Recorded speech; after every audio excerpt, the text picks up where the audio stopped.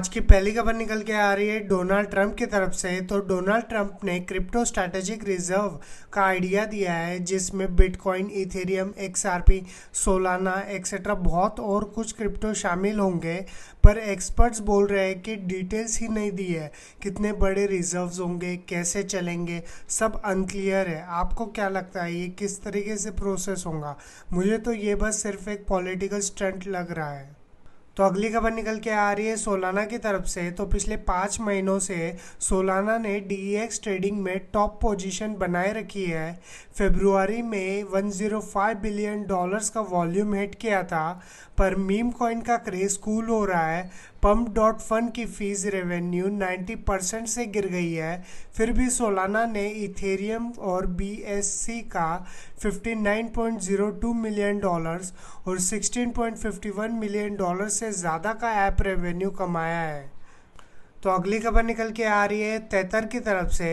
तो तेतर ने अपने नए सीएफओ सिमोन मैकविलियम्स को हायर किया है और फुल फाइनेंशियल ऑडिट का वादा किया है। स्टेबल कॉइन रेगुलेशन का प्रेशर बढ़ रहा है, जो ऑफशोर प्लेयर्स है जैसे तेतर के लिए ये रिस्क है, लेकिन सर्कल जैसे डोमेस्टिक कॉम्पिटिटर्स को फ़ायदा मिल सकता है। तो अगली खबर निकल के आ रही है कोर साइंटिफिक की तरफ से। तो बिटकॉइन माइनर्स कोर साइंटिफिक ने ex Morgan Stanley veteran Jim Negaard को सीएफओ बनाया है। कंपनी 2022 में बैंकरप्ट फाइल कर चुकी थी, पर अब $70 मिलियन का लोन से रिकवरी मोड में है। अनाउंसमेंट के बाद इनके शेयर प्राइसेस 4.57% से ऊपर चले गए। अगली खबर निकल के आ रही है रिपल की तरफ से। तो जैच एक्सबीटी ने रिवील किया है कि रिपल के को फाउंडर क्रिस लार्सन के वॉलेट में अभी भी $7.18 बिलियन के एक्सआरपी टोकन पड़े हैं। जैन में $109 मिलियन के एक्सआरपी एक्सचेंजेस पे भेजे गए थे। ये सेल किए गए हैं या नहीं, ये अनक्लियर है। पिछले साल लार्सन का $112 मिलियन का हैक भी हो चुका है। तो अगली खबर फिर से निकल के आ रही है डोनाल्ड ट्रंप की तरफ से। तो क्रिप्टो कॉन्ट के सीईओ बोलते हैं कि ट्रंप क्रिप्टो को यूएस स्ट्रैटेजिक एसेट बना रहे हैं और एक्सआरपी, सोलाना और कार्डेनो को बिटकॉइन, इथेरियम के ऊपर प्रेफर कर रहे हैं।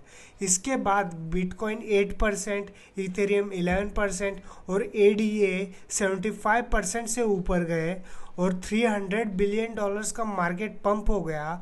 पर ये डिसेंट्रलाइज के खिलाफ जा रहे हैं या नहीं, ये मुझे कन्फ्यूजन है। अगली खबर निकल के आ रही है इनसाइडर ट्रेडिंग के शक से रिलेटेड। तो ट्रंप के क्रिप्टो रिजर्व अनाउंसमेंट के एकदम पहले किसी ट्रेडर ने 200 मिलियन का लेवरेज बेट लगाया था। मार्केट पंप के साथ इनसाइडर ट्रेडिंग का डाउट उठ रहा है। ये सिर्फ कोइंसिडेंस है या कुछ और? आपको क्या लगता है? कमेंट सेक्शन में ज़रूर बताना। अगली खबर निकल के आ रही है वेब3 गेमिंग की तरफ से। तो वेब3 गेमिंग का पोटेंशियल हाई है, पर एजुकेशन और क्लियर रेगुलेशंस काफ़ी लैक कर रहे हैं। कम्युनिटी गवर्नेंस और स्ट्रक्चर्ड लर्निंग रिसोर्सेज बहुत ज़रूरी है, वरना ये play to earn models fail हो सकते हैं। क्या फ्यूचर में वेब3 गेमिंग मास एडॉप्शन ले पाएंगा? आपका इसमें क्या व्यू है? मुझे कमेंट सेक्शन में ज़रूर बताना। अगली खबर निकल के आ रही है आर्गो ब्लॉकचेन की तरफ से। तो आर्गो ब्लॉकचेन ने बिटकॉइन माइनिंग फ्लीट अपग्रेड के लिए $40 मिलियन की फंडिंग सिक्योर कर ली है। शेयर होल्डर्स अप्रूव करते हैं कि 3 इंस्टीट्यूशनल इन्वेस्टर्स बोर्ड ज्वाइन करेंगे। न्यूज़ के बाद इनके शेयर प्राइसेस 16% से ऊपर हो गए। अगली खबर निकल के आ रही है इन्फिनी की तरफ से। तो इन्फिनी के फाउंडर ने $49.5 मिलियन के हैक वाले हैकर पे 20% का बाउंटी और लीगल इम्यूनिटी ऑफर किया है। बस पैसे वापस दे दो। ये हैक एक डेवलपर ने स्मार्ट कॉन्ट्रैक्ट लूपहोल से किया था। आपको क्या लगता है कि ये हैकर पैसे वापस करेगा या फिर से टोर्नेडो कैश के थ्रू वैनिश हो जाएगा? अगली खबर निकल के आ रही है कोलंबिया की तरफ से। तो कोलंबिया के लॉ मेकर्स ने नए क्रिप्टो रेगुलेशंस प्रपोज किए हैं जो एक्सचेंजेस के लिए लाइसेंसिंग और टैक्सेशन को क्लियर करेंगे। अभी कंट्री में 5 मिलियन लोग क्रिप्टो ट्रेड कर रहे हैं, पर स्कैम्स और फ्रॉड्स के कारण रूल ज़रूरी हो गए हैं। तो ये थी आज की क्रिप्टो अपडेट्स। मिलते हैं किसी वीडियो में, तब तक के लिए सी यू, टाटा, बाय बाय।